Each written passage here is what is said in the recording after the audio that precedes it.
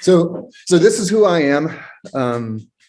Chris Henry, Great Basin Smokejumper, so Boise Smokejumper. My official title is Senior Smokejumper at the base. I am also a division on the Great Basin Team 7. So when they get ordered up, that's Johnston's team. When Johnston's team gets ordered up, I'm one of two people who share a division assignment, and then we go out as a division for the team. This year, I will also be an assistant operations for the Wildland Apprenticeship Program. So starting in January, I'll be down there for just a little over a month to help with the apprenticeship program. So if you're unfamiliar with the apprenticeship program and looking for a perm, I recommend you looking at that and applying to the program. It's a great way to get your foot in the door. Also a husband and a dad of a 15-year-old teenager. So, anybody who's thinking about wildland fire as a career, having a career in wildland fire and having a family is possible, but it is one of the challenges I'll probably talk about later in the slideshow. Education and qualifications. So before I got into wildland fire, I got into forestry. And so I got a BS in forestry from NC State back in North Carolina. And then once I started hot shotting, I, in between seasons, got a master's in forestry. So I started that maybe, it was about a decade after I had graduated from forestry school out in NC State. My overall qualifications: smoke jumper, crew boss, heavy equipment boss, ICT-4, task force leader, strike team crew, felling boss. So an assortment, you can see that on the screen. I have over a decade of hotshot time. So I've spent a lot of time on crews. I was on Craig Hotshots, Pike Hotshots, and Ruby Mountain Hotshots. I rookied as a smoke jumper in 2013, and I'm starting my 8th year as a smoke jumper. I also, in between smoke jumping, went back to hot shotting to take over Ruby Mountain, and they had a whole bunch of people who left the crew, and there was the soup left, the assistant left, all the squad leaders left, and so we had to rebuild the crew. And in the 2nd year, we got our status back, and then set them up for success to go back to type 1 status and then continue as a hotshot crew. And then I went back to jumping. Along the way, got a Paul Gleason Award for leadership and mentorship. At our base, I'm heavily involved with the EMT program. So we have, out of 70-some smoke jumpers at the Great Basin Smoke Jumpers, we have about 20 who are EMTs. That changes every year by a little bit, but we try to have EMTs on every smoke jumper load just because we're in remote areas and we'd like to be as self-sufficient as possible. I think I mentioned before, I'm involved with the apprenticeship program, which I think is a great thing for people who are getting into the program, and even for folks who have a few years in who have not obtained their permanent position yet. I know there are a lot of positions that have been created in the last year and a half, but for a lot of folks, it took them, 5 to 10 years to get a permanent position. So it's definitely a challenging part of this career.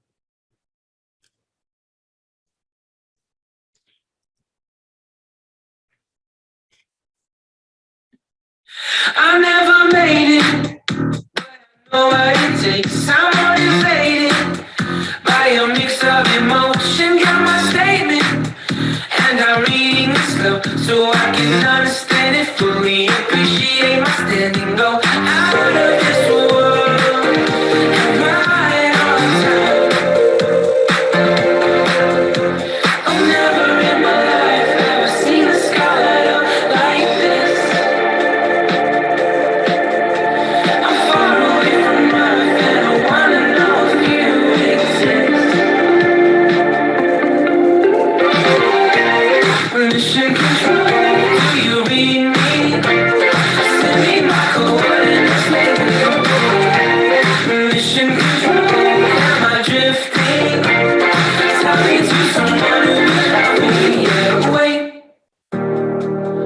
think I'll last a bit longer. Find another reason to breathe this air.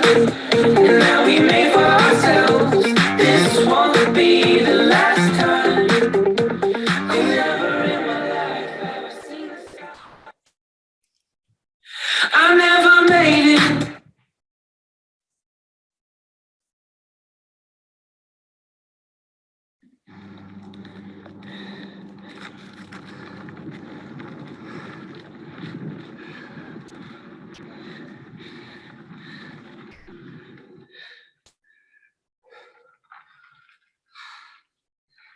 Henry.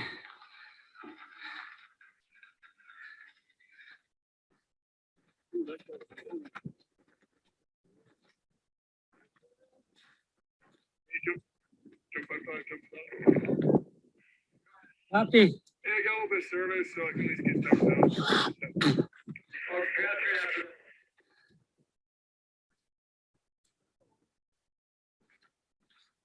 out. Jones.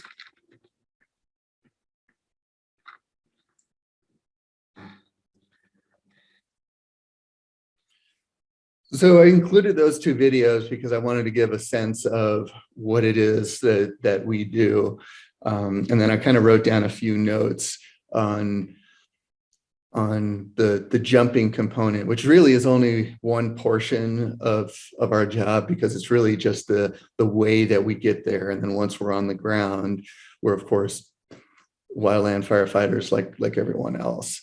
So, a common question is, hey, do you guys jump into the fires? And, it sounds silly, but that gets asked a lot. No, we don't jump into the fires. We jump near the fires, hopefully as close as is safely possible. So the first video you saw, the jump spot, that big, nice open meadow. So if there is a nice open meadow, we're going to try to choose that and hike in. And the way it usually goes is in our case, we staff a number of outstations during the season. So we'll have anywhere from 3 to 5 planes during the fire season. And we, in the springtime, may have 2 or 3 planes in Boise. But then once fire season is really underway, we often don't even have a plane in Boise. So we'll staff Grand Junction, we'll have a plane in Ely, like that little video with that GoPro video, that was a fire we jumped out of Lander. We'll have one in Cedar or in Burns, Oregon. And the great thing about this model is that we can move our base of operations around to where the greatest chance of lightning or need is. So usually the spotter will get a phone call from dispatch. And in our case, they'll usually just come find us and let us know that, to do a slow suit up, that we have a knee board coming. So some bases will have an air siren or do some sort of music, but that's really the first kind of, you get a notice and you got to go over and get over to the suit up racks. So you got to stop what you're doing. You get a little bit of dry mouth, you got to go pee, grab a water bottle. I keep water bottle frozen in the freezer, so I'll grab one of those, or any little items that you need to take with you. And then you go over to the suit up racks to begin your suit up. You've got 2 minutes to get into all your gear. So you're trying to do this pretty rapidly, because our goal is to be off of the tarmac in under 10 minutes. So our goal is to launch as quickly as safely possible. So get all our gear on. It's a lot of gear. When I leave the plane, I'm just over 300 pounds body weight plus all the gear that I'm wearing. So it's a lot of stuff. It's kind of cumbersome, but you get suited up. All that gear, I've got some of it behind me and I can show that later, but it consists of a combination of elbow pads and knee pads and chest pads, kind of like motorcycle protective equipment. We have hockey pads that we wear around our hips, and then our whole suit, our jump pants and jump jacket, that's all made out of puncture resistant material. And then we have a helmet that's a ski helmet fitted with a hockey style face mask. So, we often jump into rugged terrain where there's brush or trees. So if we do crash through some brush or some trees, we have some face protection as we're coming through. And then of course the jumpsuit is set up to have a high neck.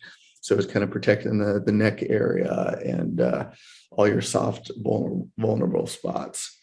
So once you get all that gear on, and in our case, we have it in our ready room. We have these racks that help us put on all of our gear. So if you've ever seen turnout gear, like a fire station, it's kind of similarly set up in that it's all set up per individual, and they just kind of slide into their gear. You get all that gear on, and then you kind of step out onto the tarmac, and other smoke jumpers will come over and they'll give you a buddy check. So make sure that all your equipment is put on appropriately and all the attachment points are attached appropriately. So they'll give you a once over, and they'll make sure that every component is hooked up. And at that point, you got all this gear on, it's hot on the tarmac, you're wearing all this stuff, you're sweating, and you waddle over to the airplane. And of course, the airplane has been sitting on the tarmac in the hot sun. So if you've ever left the mall and gone back to your car in the summer, it's baking hot. Plane is no different. So you get in the plane, you're hot, it's hot, you're sweating. And once everyone's on board, the pilot begins doing the run-ups. He or she does the run-ups. We have both male and female pilots that fly for us. And then the spotters talk to dispatch, and off we go. Once we're airborne, they usually send the knee board back to us. The knee board is basically a list of coordinates and frequencies and who they have already responding to the fire. They'll send that back. All the jumpers will take a look at it. We're all usually pulling out our cell phones, taking photos of it. Once the jumper in charge has taken a look at it, he'll send it back to the spotter who's up front by the pilot. At that point, we're all going to be jamming in the coordinates to see where we're headed, because until we get the coordinates, we don't even know where we're going. So, I mean, I've jumped as far north of the Arctic Circle in Alaska, and as far south as the Gila down in New Mexico. So depending on where you're stationed at the time, you're most likely to be in and around that area, but it's not uncommon to fly a couple states away. So, you may launch and be at the jump spot in under 20 minutes, or you may be flying for an hour and a half and or stopping to get fuel before you go to the fire.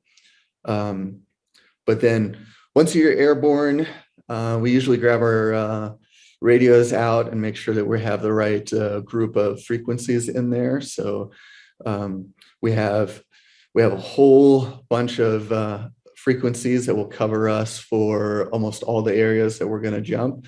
So we'll switch to the right group. And once all that's done, a lot of us will just put our heads back and try to catch a few minutes of sleep.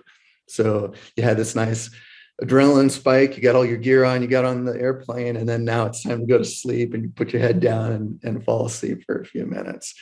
As you get closer to the fire, the spotter will give you a 5-minute pin check. That's when we do a last equipment check. We'll make sure that all of our equipment is attached, and at that point, we're usually looking for the column of smoke. If you can see it from miles away, then it's a bigger fire. If you can't see it until you're right over top of it, it's going to be a smaller one. Then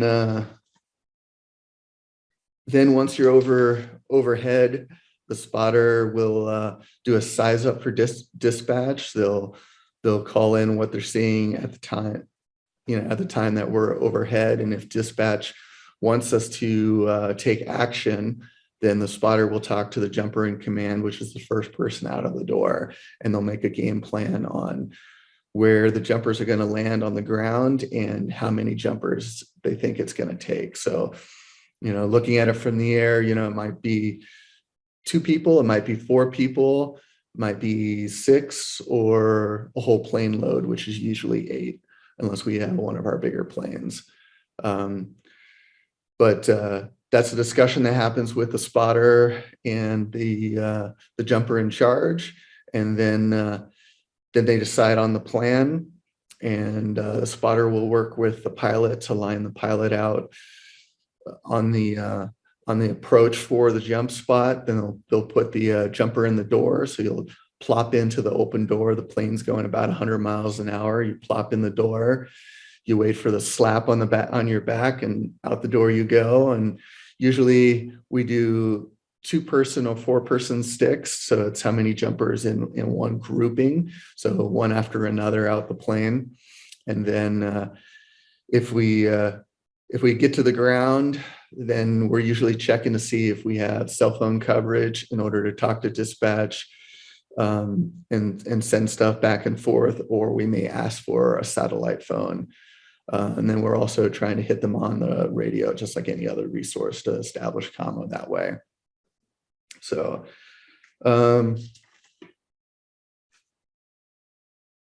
the jump itself is probably under 2 minutes under canopy. So you go out the door at 3,000 feet, and you do a verbal altimeter jump count. So jump 1,000, look 1,000, reach 1,000. You get to the end of the count, you deploy your main parachute, you go through your opening check sequences, and then you fly your pattern down to the ground. It is a great way to gain a lot of additional insight on what the fire is doing, because you have that aerial view and can see, if it's putting up spots or where it's burning the most active. You're obviously looking at the wind and what the smoke is doing, and then you get on the ground. Then you take all your jump gear off, and you'll put it into a big pack out bag, which looks like a large backpacking backpack, and everything that's parachute related goes into that. And then our line gear is just like pretty much like any other fire resources line gear, and that's what you'll hike to the fire. So once all the jumpers are on the ground, the spotter will kick the paracargo. So in the video, those boxes that were being pushed after the jumpers went out the door, that's our paracargo. So the long rectangular boxes were our fire boxes, which have 2 tools and 2 sleeping bags and enough food for 72 hours and a little bit of water. And then we have additional QBs that go out that are attached to parachutes that come down. So in general, we're set up for 72 hours to be self-reliant before we need a resupply of some sort of food and water, MREs, whatever it takes. I would say most jumper fires were on anywhere from 2 to 5 days, but it's not uncommon to be out there for, 10 to 14 days. Inside all that gear that you're wearing, you have basically everything in case you have to be out there for 2 weeks. So in my case, I keep an extra pair of socks, an extra pair of underwear, a puffy coat, a thermal. I've got a raincoat, and then an assortment of snacks and little personal items. I would say, one of the things that we can do is, we've got speed, range, and payload. So we can bring 8 Type 1 firefighters to a fire really quickly and respond, really quickly, a long distance, and put them, fairly close to the fire. Now, sometimes there's reasons we might back off from a fire. So obviously, if it's larger or going bigger, and we're going to have to set up some sort of command structure, we may jump closer to a road in order to direct resources as they're coming in, and set up that whole incident command team. But often there's small meadows that can get us within a quarter mile or less of the fire. So obviously that depends fire by fire, but it's a fairly efficient way to get Type 1 resources in. I would say we bring a diversity of skills and quals at the Type 1 level. On every load, we try to have 1 ICT 3, and I would say there's probably at least 2 EMTs per load, and there's usually 1 or 2 division qualified individuals per load. And then there's an assortment of other quals, everything from heavy equipment bosses to felling bosses. Once we're on the ground, we're basically like any other fire resource. But I think what sets us apart is, it's a bunch of individuals who've been vetted and selected. And if we've made it this far through our training program, you've got individuals that work well in teams. They're individuals who have a bias for action and have a high level of fitness that are willing and able to work in remote areas and bring a high level of competency and quals to the incident. Often is asked, how do you get to become a smoke jumper? And we can ask a few follow-up questions afterwards, but it's typically 3 to 5 years on a hotshot crew. Hopefully you're operating there, at a high level. You'd want to bring in a high level of fitness for yourself. Making it through rookie training is about a 5 to 6 week process. And it typically has an attrition rate of 25 to 50%. So out of a class of 12, it's not uncommon that only 6 to 8 or 10 folks make it through the program. So a little bit about me and the path that I took to get here. Flipped my notes.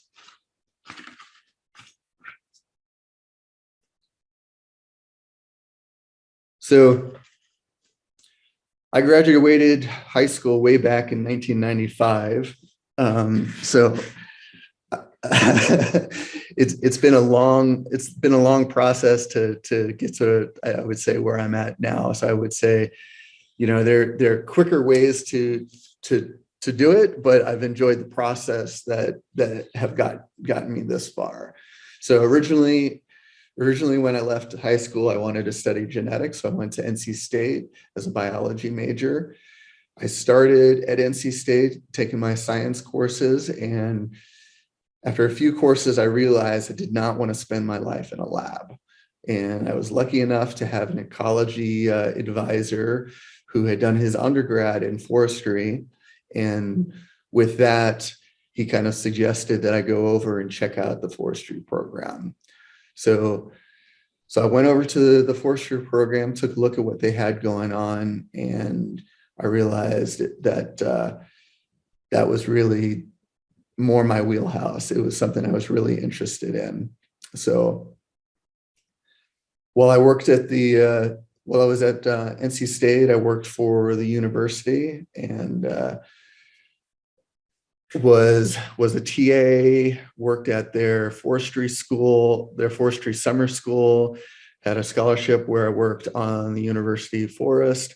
And then afterwards, I worked for the university, helping to manage their lands. And they have over 100,000 some acres of property there across North Carolina. After working for the university, I ended up working for a forestry consultant. Worked for him for about a couple years, and we cruised over 150,000 acres between myself and a team that I was managing. And I got to the point in my career where the next logical step would be to take more of an office job, and I would be in charge of managing people who would be out in the woods doing the stuff that attracted me to being in the woods in the first place. So that's where I decided maybe I need to reassess what I want to do. And that's the point where I switched from, doing forestry to doing Peace Corps. And I was a Peace Corps volunteer in 2004, 2005, and then the very beginning of 2006. And I was a Peace Corps volunteer down in the Dominican Republic. And I worked at a forestry school down there, ESNAFOR. It's basically where they teach their technicians, where their forestry techs go to get their forestry degrees. It's like a 2-year program. And I was luckily enough able to be there. They the year that I got there, they had their busiest fire year ever. So they burned the same percentage of their country as we did in the 1910 fires during the Big Burn. So I was able to go out on a number of wildland fires with the forestry students and the professors there. And that kind of reignited the fire bug that I had had when I was in forestry school to begin with. So, you know, in North Carolina. Is that the picture that you had on the previous slide from your time in the Peace Corps? Yep, that one right there. Yeah. So, you know, it's definitely modeled on the way we fight fire. It's just, I would say, you know, a lot more physical, and they don't have all the gear. So out of that group that you see in that photo, we had one radio. This was a fire that we flew in. The helicopter that we used to fly in could only get us close enough that it still took us a day and a half to hike to the fire, just because their helicopter pilots are not used to flying in rough and rugged terrain. And then they also employ a strategy kind of typical to what we used to do in the early 1900s, where you go into a community and you know people can just jump in the back of the truck if they've had the fire training and make day wages, and then you go put the fire out, and then they get paid out for how many days that they worked. And during the years that I was there were a number of fires, and yeah, I mean it's definitely efficient, but they don't have all the bells and whistles that we have in our U.S. Federal program. So, you know, I was definitely on fires where they had 6 machetes, and what they could do with a machete will put, you know, a saw team to shame. But obviously, you know, you're not cutting down big wood with a machete, but they do keep theirs pretty razor sharp.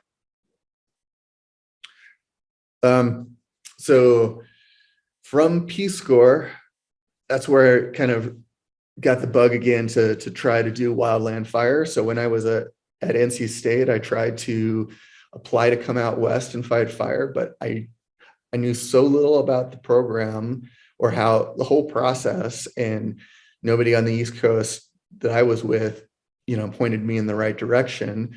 So I filled out, back then it was a big bubble form. I filled out the bubble form, I sent it off, and never heard from anybody. But of course, I didn't make any phone calls. I didn't do any follow-up emails. I didn't understand the process. And this is part of the reason I'm here now, is I think the more we can explain the process, the more individuals we can get into it. So when I was still a Peace Corps volunteer, I dove into figuring out what would it take to become a smoke jumper. And I knew so little that I wrote the base manager in Alaska directly, and basically wrote him an email and outlined, I would like to be a smoke jumper, and this is who I am. What do I need to do? And he wrote back, hey, you need to get 3 to 5 years of fire experience on a hotshot crew, and then you can start applying. So I took that to heart. And before I left Peace Corps, I had lined up a job with Craig Hotshots. I had actually called every hotshot crew in Colorado and went and interviewed with them and knocked on doors. And actually, while I was still a Peace Corps volunteer, I actually flew to Missouri and took fire classes on my own dime in order to be able to say, hey, I got these fire classes already. I really want a job. So, you know, it's a long way to say, like, less than 2 weeks out of Peace Corps, I started my first day on the hotshot crew. And I would say that's an abrupt transition from being a Peace Corps volunteer to being a hotshot. I had my butt handed to me. I did not know what I was getting into. I was a double rookie. I'd never fought real wildland fire, and I'd never been on a hotshot crew. And we had a really busy year. All 4 years that I was on Craig Hotshots, we had 1,000-hour years. And I was like, wow, I'm into this. It was hard. It was arduous. It was really rewarding. There was a sense of purpose. And camaraderie that you just don't find in a lot of professions. While I was on Craig Hotshots, we had our son Gunner, and so this whole time, I've been a federal firefighter. I've been balancing being a father and being away, and also having a career in wildland fire. And I think it's extremely hard, and I think it's probably one of the hardest challenges you'll face in a career if you want to have a family, or even a relationship, because unlike the military that goes on a deployment and then they come back and then they're stateside for a period of time, fire seasons are every single year. So I think that's a hardship that I don't know how we're going to overcome as an agency. But in pursuing this idea of becoming a smoke jumper, I got my master's degree at CSU there in Fort Collins. I studied with Doug Rideout.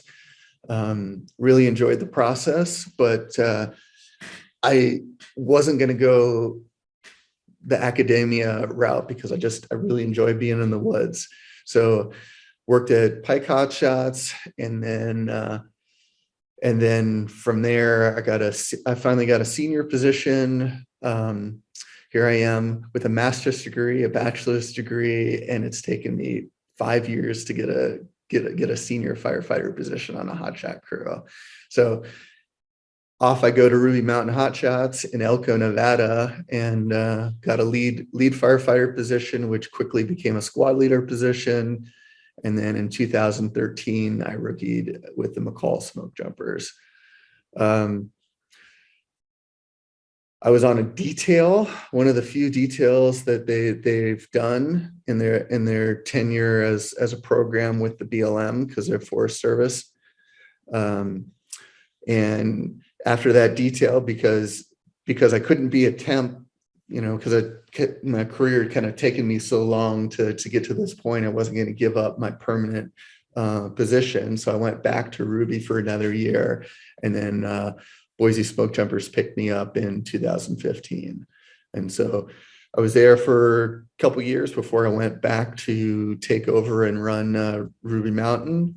Was there for a couple of years, and then I came back to the Great Basin Smokejumpers. So it's been sort of a circling roundabout way to get to where I am, but I think it's been rewarding, and I think set me up for success in this path.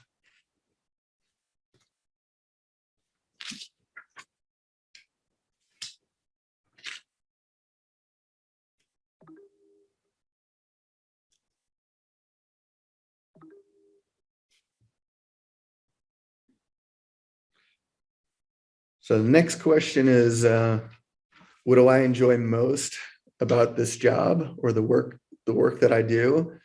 And I would say it's the people. Of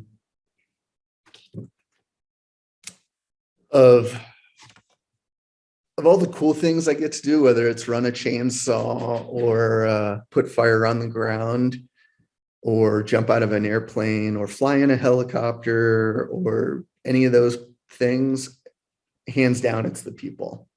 I think fire has some of the best people I've had the opportunity to work with. I certainly loved my time doing forestry, but when I was doing forestry, working for consulting companies, or whether I was doing forestry and working for private timber companies, you tend to be out in the woods a lot, but by yourself. And after doing it a few years, I realized, like, hey, I love being in the woods, but it's also, I enjoy people. So I think fire is a great career because you actually have to interact in teams and with large swaths of folks.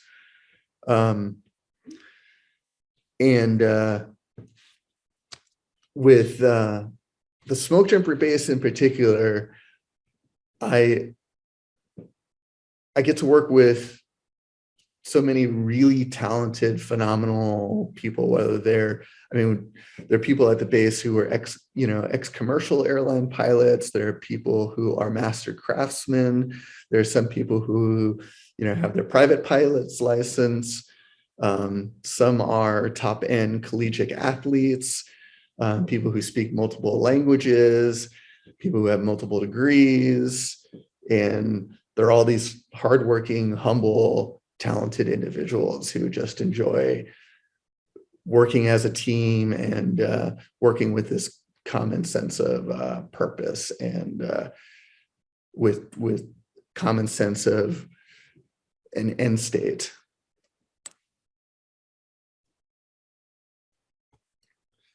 What are some of the challenges?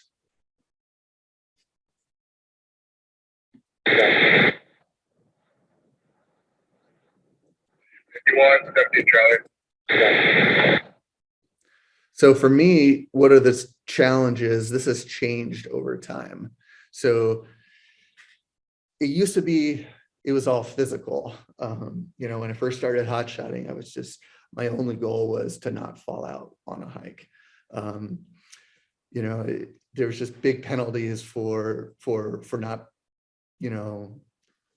doing as much work as the other person, and you want to participate, you want to do your share of the load or more. But as I've kind of honed in on where I need to be physically, I've stepped up in different quals. So now that I'm a division, I would say my challenges are managing people. So as a division on a type 1 incident, you may be managing 100, 200 people, and you're managing personalities.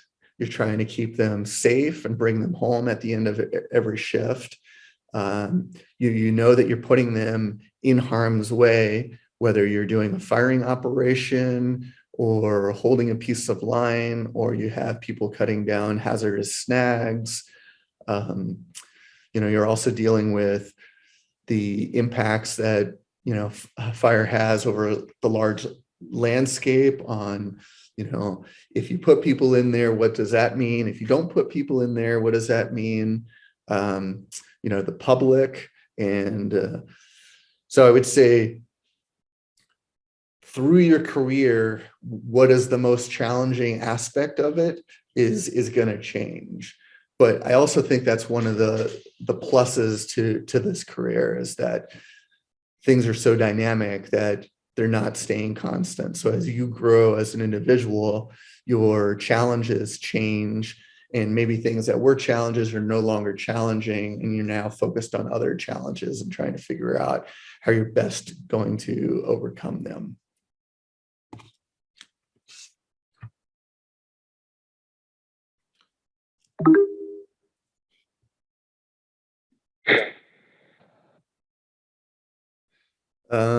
The next question was, what knowledge and skills and attitudes would be the most helpful for this generation to develop so that they can be successful and happy in fires and fuels? And this for me, depending on which way you read the question, this for me is a little bit of a pet peeve, because I kind of loathe when people talk about the problems that the younger generations are bringing, as in, oh, millennials this or Gen Z this, because all of us have been that generation, like for me, it was like, oh, Gen X, whatever. And it's really doesn't matter, because if you're managing people, your job is to find out what they need and serve them, because as a manager, that's your only goal, is to set other people up for success so that they can be successful and do the job that you've tasked them with, or that is in their wheelhouse that they're supposed to achieve. So like whatever their needs or wants are, that's what it is. And a culture needs to adapt, and the management of that culture needs to adjust with the changing workforce. But to answer the other part of that question, I mean, To be successful or happy working in fire and fuels in general, if you're trying to be the hardest worker in the room, it's going to always speak characters to speak volumes to your character. Always being humble and gracious and always trying to help others' success will set you up for success. And this is beyond fire as well. Become an expert in something and keep adding to your knowledge base so that you become that go-to person, whether it's the tech, you could be on a fire crew and you're the only one who's diving into the newest field maps. And then you can be the expert that somebody is coming to, even though you're not necessarily the boss, or, you're really the expert on pumps. Maybe Heather doesn't really care about engine pumps, and she can then go to you as the expert and defer to that expertise. Be stoked, be passionate, find a job, a career, or a group of coworkers that make you want to go to work. I mean, you're gonna, unless you come from huge amounts of money, you're gonna work your entire life in order to put, food on the table and to pay for your house or whatever living arrangement you have. And if you can be stoked about your job or your career, that will just make you more successful, because everyone wants to work with somebody who is stoked and happy to be there. And that's in fire and that's out of fire. If you love what you're doing and you're like genuinely stoked, then people just feed on that and they're going to want to be around you. And specifically for fire and fuels, get fit and make it part of your lifestyle. Make fitness as much of a part of your routine as brushing your teeth.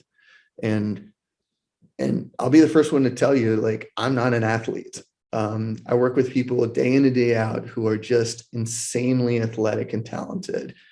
And I am clumsy and awkward and did not really grow up playing sports. I mean, I did a little bit of skateboarding and I was bad at that. And I I come from a family, we like to hike and we like to be outdoors, but I didn't grow up being athletic. And I learned fitness as I was in fire, and I just kind of viewed it as a skill set I need to keep adding to. So just like when you start to read, you're going to read, See Spot Run. You're not going to pick up like Homer's Odyssey and read the Iliad as your first book. And so it's all I honestly believe fitness, you can take it as far as you want to go, no matter how athletic you think you are.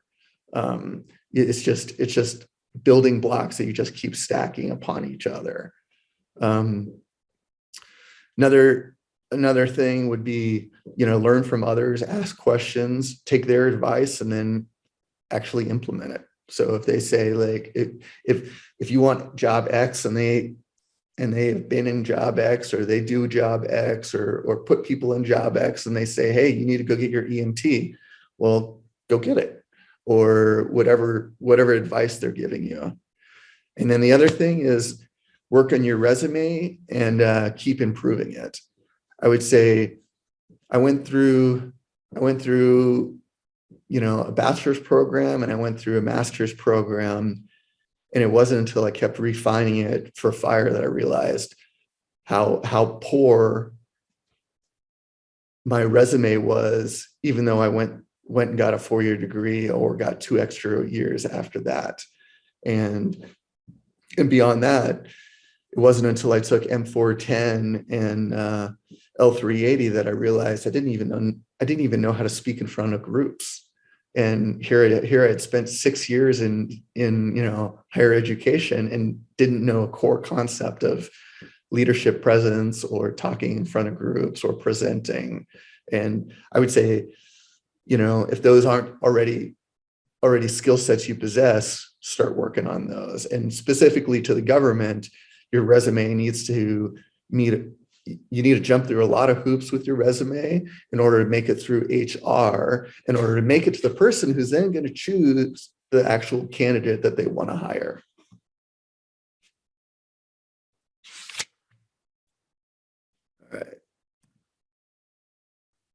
So knowledge, skills, and abilities for success in fire and fuels. So I think we covered a lot of those, but we'll just kind of hit on them real quick.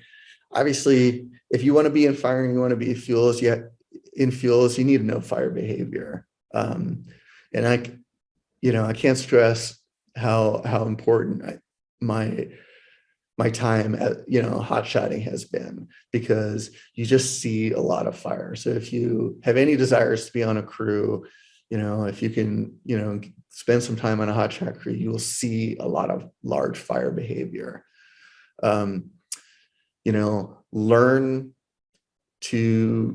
Learn to appreciate all types of people and be able to build those connections, and then become a Jack or a Jill of all trades, because in fire, you are definitely constantly being tasked to figure something out that you maybe have never seen in your life. Like, I don't know how to repair a fence, but we're gonna find somebody who knows, and we're gonna learn how to do this. Or, hey, the water now doesn't go from point A to point B, and we need to make this happen. So just continuously learning and building up that knowledge base. And obviously there's some like standard skills. You're going to have to build up your quals as you go. Tech is just going to become more and more of a presence in wildland fire. So, working with drones and working with the different apps that we use on the fire line and becoming that expert. Those are the tech skills that you're going to continuously need to be using. And then some simple stuff like, how do you navigate in the middle of the woods? Like, learn to be good at it and learn to be comfortable out there in the woods. And like, hey, maybe you can use a compass, or you use your phone, or you use your watch, or you use dead reckoning by like, oh, I see where I'm at, and learning how to navigate through the woods. I definitely came to forestry and then fire from living in the suburbs. So like, didn't grow up a redneck, and I didn't spend a lot of time hunting and being in the woods. So like, I got lost a lot. And I've had to learn like not to trust my gut, because my gut is usually wrong. So I use my apps and I use my compass, and then I'm dead on where I need to be, or even driving. I mean, there's a lot of people who like just assume like, hey, I know what I'm doing. And then they get their 4x stuck, or they do something that endangers other people. And then as far as attitudes, be that person that says yes, that volunteers. Like, hey, I need a volunteer.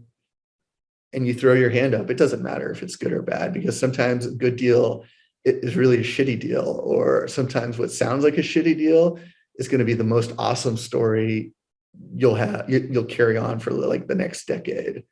I've said it before, that hard work will get you so far. That, there's that saying, what is it? Hard work beats talent. If talent doesn't work hard. I mean, obviously some people are naturally gifted, but many people who are gifted just don't like to work that hard.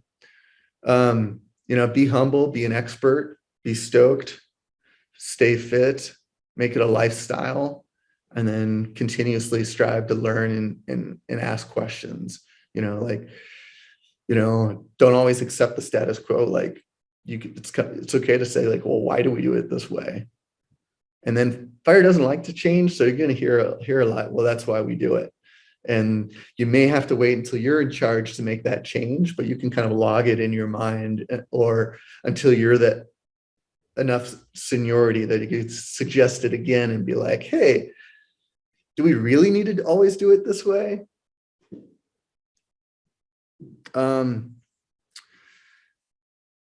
Knowledge, skills, and abilities or attitudes that developed in fire serve me in other aspects of my life. I think if you can be successful in fire, if you can be successful in a hotshot crew or whatever engine or whatever you're on, you can go do whatever you want.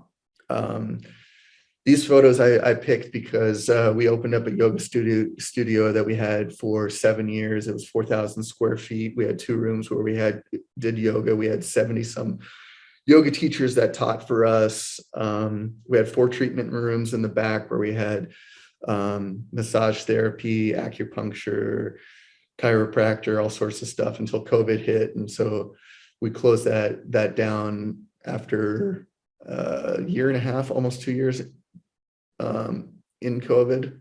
So, but we did have it open for 7 years. And I'm just using this as an example. Is like, you'd be surprised at where the organizational skills and the abilities to overcome and adapt and your ability to problem solve will get you, or just the amount of hard work will translate into other aspects. So I don't know how many people I've known who've gotten out of fire and they went to law school or they went to med school, and like time and again, they were like, I heard back from them and they're like, yeah, like after doing fire, like studying for 6 hours, that didn't feel so hard anymore.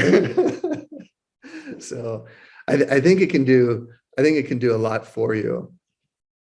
And I actually want to read something, if you don't mind me reading a quote. Have anybody seen this book? Yeah, I've seen that. I have not ordered it yet, but thank you for the reminder. So I think it's a great book. I've been reading her stuff now for a few years as she does the Evolving Nomad online, what's that called? Not a journal, but a blog. Yeah, blog. So she has an introduction. I'm going to read. It's Bree Orcasitas, and I'm going to read her introduction because I think it talks about the culture of wildland fire pretty good. So once I got into wildland fire, it didn't take me very long to realize that this work isn't for everyone. In fact, it's hardly for anyone. However, for the select few who truly get this job and find it second nature to endure the harsh environment, the relentless physical and the relative consistent discomfort associated, well, the rewards are intangible at best, but the repayment shows up in ways difficult to imagine. This line of work fills people with a sense of purpose and pride. It folds them into an unshakable camaraderie of the fire family and drops them into places so secluded they'd swear they were the only people to have ever touched that piece of earth. The job will push someone to the furthest ends of their physical and mental capacity, as they simultaneously witness beauty so profound it's simply unspeakable. And perhaps above all else, this profession offers the exceedingly rare and distinct honor of living among the elements. So anyway, I thought that was worth reading. I think the book itself, I've read through probably three quarters of it. I think it's great. And her blog posts, if you have time when you're surfing the interwebs, the Evolving Nomad, I think they're great. And I think they're fairly spot on for the culture of fire in general.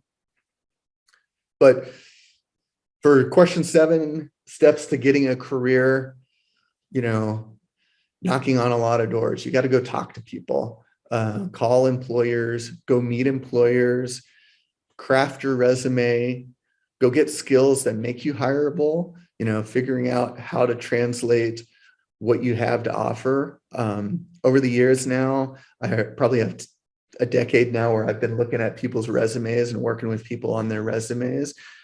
I can't tell you how many terrible ones I see. And I would say less than 10% of them are good. Most of the ones I see, and maybe it's the people who are drawn to fire aren't great with computers, but like many of the ones I see, like really don't highlight what they could highlight. And so time and time again, I go through somebody's resume and I'm like, hey, let's highlight this about you because this tells a lot about who you are and why you'd be a good candidate. And I think people often sell themselves short on what they can and should bring to the table in order to make them more hireable.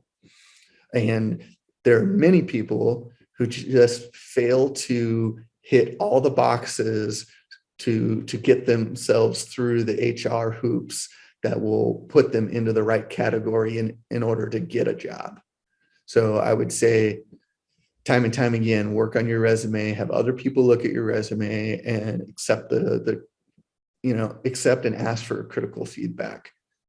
And then, if you're just getting started, go get your foot in the door somewhere, anywhere. Like, you don't need to hold out for some dream job. If fire is what you want to do, whether it's fuels or, direct fire suppression, like, go get your foot in the door and start that process. And then as far as being successful, consistently honing your skills, keeping up with your resume. I mean, I would say dedicate yourself to spend a week after every fire season and writing down and adding to your resume to build that up. Trying to be that hardest worker in the room. We talked about this, it's now probably the fourth time, but being humble, being stoked, being fit to continue to learn, seeking out challenges, asking for honest feedback, and, having thick skin. And I think that last one, especially in fire, because we tend to use a lot of direct communication, that ability to build some thicker skin in order to accept that criticism in a culture that is already fairly direct, I think will help you be successful, especially if you can identify people who you trust, that when they give you direct feedback, that you don't feel that it's personal. So I know that when we had the yoga studio, the first few years, every time I come back from a fire season, I would make at least one of our people cry. And I consider myself a fairly nice person, but we're just so direct as a fire culture that at the end of a season of hot shotting, I just didn't realize how much directness I was coming in with at people. So, there's give and take there. So after a few years, I realized I needed like a month and a half of cooling down to become like a little bit more normal around, non-fire folks. So the flip side of that is, if you are around fire folks, is having that thicker skin to realize that most of the time, if you're on a fire and you're having some sort of combativeness about which way we're going to do something, most of the time it's all about how do we achieve the goal the best. Most people aren't that worried about getting their idea heard over others, but trying to get the solution solved. So that's the end of the presentation as far as the slideshows. Do you guys want to jump in on some questions? Yeah, let's do it. Well, thanks, Chris. It was really fun to get to know you more that way. Just for background for you guys, I met Chris on a fire this summer. So some of the folks that we've met in this class I've known for a long time, but Chris I actually just met. And he was so interesting, I thought. And he actually offered. He said, well, if there's anything you, I'm like, well, you did offer. And he was like, dang, okay, let's do it. He jumped right in, didn't hesitate. So appreciate that, Chris.